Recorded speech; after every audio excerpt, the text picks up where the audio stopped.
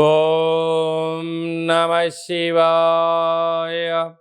ఓం నమో నారాయణాయ. కర్మ నివారణ నరదృష్టి నివారణ కాళభైరవాయ నమో నమః. ఓం ఆంజనేయాయ విద్మహే వాయుపుత్రాయ ధీమహి తన్నో హనుమత్ ప్రచోదయాతు. హరి ఓం. మా ఛానల్కి స్వాగతం. చూస్తున్న వీక్షకులకు ప్రేక్షకులకు ప్రియ కాళభైరవ భగవద్బంధులకి స్వాగతం పలుకుతూ మమ్మల్ని ఎంతగానో ఆదరిస్తూ ఉండబడినటువంటి ప్రియ సోదరీమణులకు అందరికీ, సనాతన ధర్మ సంరక్షకులకు, జ్యోతిష్య అభిమానులకు స్వాగతం పలుకుతూ అందరిపైనను శ్రీ హనుమంతుడి స్వామి వారి యొక్క ఆశీస్సులు ఉండాలని కోరుకుంటూ ఆశీర్వచనం. అందరికీ ధర్మ మార్గము, భక్తి మార్గము, రామ మార్గాన్ని ఏర్పాటు చేసే శక్తిని మనసు ప్రసాదించాలని మనసారా శ్రీ హనుమంతుడి స్వామి వారిని కోరుకుందాం. 1వ తారీఖు 6వ నెల 2024 నుండి 15/6/2024 వరకు పుట్టినటువంటి వారందరూ కూడా ముందస్తుగా జన్మదిన శుభాకాంక్షలు. గతంలో వివాహం చేసుకున్న వారికి వివాహ వార్షికోత్సవ శుభాకాంక్షలు. 1/6/2024 నుండి 15/6/2024 వరకు గ్రహ గమనాలను ఒకసారి వీక్షింపచేద్దాం. మేషరాశిలో కుజుడు స్వక్షేత్రకారకుడు, వృషభ రాశిలో చతుర్గ్రహ కూటమి, రవి బుధ గురు శుక్ర సంచార స్థితి, శుక్ర భగవానుడు స్వక్షేత్ర సంచార స్థితి. రవి చేత గురు శుక్రులు ఇద్దరు గురుమౌఢ్యమి శుక్రమౌఢ్యమి జరుగుతున్న విషయం తెలిసినటువంటిదే. అలాగనే కన్యరాశిలో కేతు సంచార స్థితి, కుంభరాశిలో శని భగవానుడు స్వక్షేత్ర సంచార స్థితి, మీనరాశిలో రాహు సంచార స్థితితో ద్వాదశ రాశుల్లో గ్రహ గమనాలు ఈ విధంగా ఉన్నాయి. ధనుస్సు రాశి జాతకులు గురువారం రోహిణి నక్షత్రం అమావాస్య సందర్భంగా గురు పుష్యార్క యోగంతో సమానమైనటువంటి గజకేసరి యోగాన్ని ఎలా పొందాలి, అలాగనే 6వ స్థానంలో చతుర్గ్రహ కూటమి యొక్క దోషాన్ని ఎలా తొలగించుకోవాలో ఈ వీడియోలో సవివరంగా సంపూర్ణంగా తెలుసుకుందాం. ధనుసు రాశిలో ఏ నక్షత్రాలు వస్తాయనగా పూర్వాషాఢ నక్షత్రంలోని 4 పాదాలు, ఉత్తరాషాఢ నక్షత్రంలోని 1 పాదము, మూలా నక్షత్రంలోని 4 పాదాలు కలిపితే ధనుసు రాశి.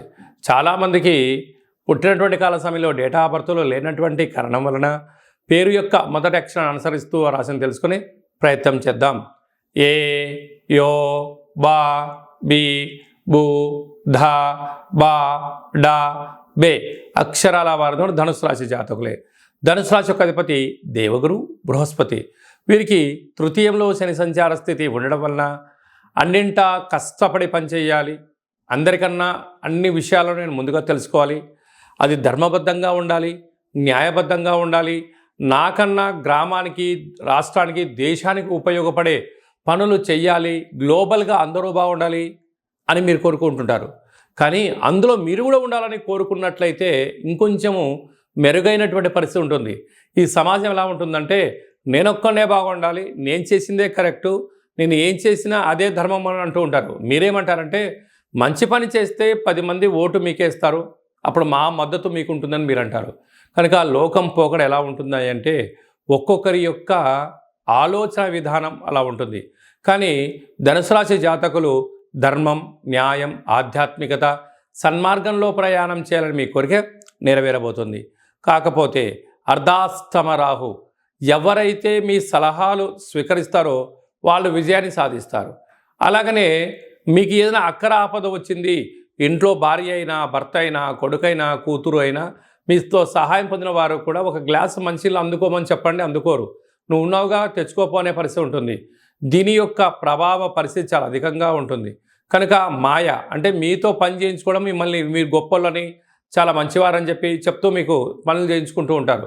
ఇలాంటి రుణ సమస్యలు, రోగ సమస్యలు, శత్రు సమస్యలు, కారాగార ప్రాప్తి, అనేక రకాలమైనటువంటి భ్రమలో మీరు జీవించకుండా సహజత్వానికి దగ్గరగా ఉండగలిగినట్లయితే రాహుదోషం తొలగించుకునే ప్రయత్నం చేయాలి. ఎలా ఉంటుందా అంటే మీరు ఎంత బరువు అయితే ఉంటారో అంత బరువు కలిగిన ఉప్పును తులాభారంగా చేసి రాహు మంత్రాన్ని, శని మంత్రాన్ని, రుద్రుడి యొక్క మంత్రాన్ని సంపుటీకరణ చేసుకొని ఆ నీటిలో కరిగించి ఆ నీటితో మహాదేవుడికి రుద్రాభిషేకం చేయడం వలన రాహుగ్రస్త దోషం, పితృదోషాలు తొలగుతాయని చెప్పి గమనించాలి. పంచమ స్థానంలో కుజుడు స్వక్షత్రకారకుడు అవ్వడం వలన నూతనంగా వివాహమైన వారికి సంతాన యోగం, పిల్లల యొక్క ఆరోగ్యము, పిల్లల యొక్క పరిస్థితి నిత్యము పర్యవేక్షణ చేస్తూ విజయానికి మీరు కేంద్ర బిందువు అవుతారు. 6వ స్థానంలో బుధాదిత్య రాజయోగం, ప్రభుత్వం నుంచి మీకు రావాల్సినటువంటి నిధులు కానీ, నియమాలు కానీ, పత్రాలు కానీ, ఆర్డర్స్ కానీ సంపాదించడానికి చాలా మంచి కాలం ఉంది. అక్కడే గురువు, అక్కడే శుక్రుడు రవిచేత హస్తగతం అవ్వడం వలన తొందరపాటు నిర్ణయాలకి సరైన సమయం కాదు.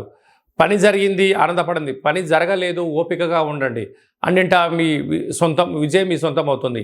అలాగే గురువారం అమావాస్య రోహిణి నక్షత్రం రోజున ఈ 6వ స్థానంలో గ్రహాలు చతుర్గ్రహ కూటమి దోషం తొలగించుకోగలి అన్నట్లయితే తెల్ల జిల్లేడు వృక్షం దగ్గర దీపం పెట్టడం, ప్రవహించే నీటిలో మీ మనసులో కోరిక కోరుకొని కొబ్బరికాయను వేయడము, అలాగనే కాళభైరవ స్వామికి స్మరణ, దీపము, హోమము, కాళభైరవ స్వామికి అక్షయపాత్రను ఎప్పుడైతే సొంతం చేసుకుంటామో అన్నింటా విజయం మీ సొంతం అవుతుంది.